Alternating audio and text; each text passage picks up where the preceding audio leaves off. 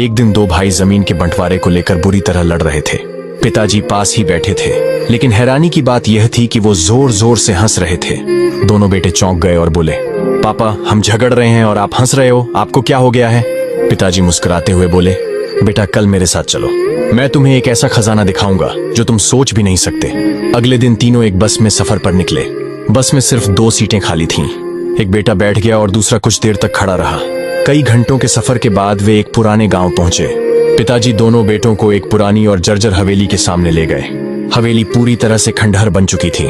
दीवारें टूटी हुई थीं, कबूतरों के घोंसले लगे थे और झाड़ियां उग आई थीं। पिताजी की आंखें भर आईं। उन्होंने कांपती आवाज में कहा, बेटा यही वो हवेली है जिसके लिए मैंने अपने सगे भाई से झगड़ा किया था। हम एक दूसरे की जान लेने पर उतारू हो गए थे। आखिरकार ये हवेली मुझे मिल गई। मेरा भाई विदेश चला गया। जाते जाते बस इतना कहा, तू ही रख ले ये मकान, लेकिन आज से मुझसे रिश्ता खत्म समझ। पिता की आंखों से आंसू रुक नहीं रहे थे। उन्होंने कहा, आज देख लो बेटा, ये हवेली खंडहर बन चुकी है। न मकान बचा न भाई, बस पछतावा रह गया।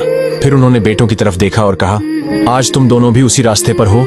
मकान तो रह जाएगा, लेकिन तुम एक दूसरे को खो दोगे, और जब होश आएगा तब सिर्फ दीवारें और सन्नाटा बचा होगा। इसके बाद पापा ने पूछा, बस की उस सीट को याद है जिस पर तुम थोड़ी देर के लिए बैठे थे? क्या वो हमेशा तुम्हारी थी? बेटों ने जवाब दिया, नहीं पापा, वो तो बस कुछ देर के लिए थी। पिता मुस्कुराए और बोले, बस यही तो जिंदगी है बेटा, यहाँ कुछ भी स्थायी नहीं है। मकान, जमीन, दौलत सब थोड़े वक्त के लिए है। अगर कुछ हमेशा के लिए है तो वो है रिश्ता, मोहब्बत, अपनापन। इसलिए लड़ाई छोड़ो, गले लगो, क्योंकि असली खजाना मकान नहीं बल्कि रिश्ते होते हैं।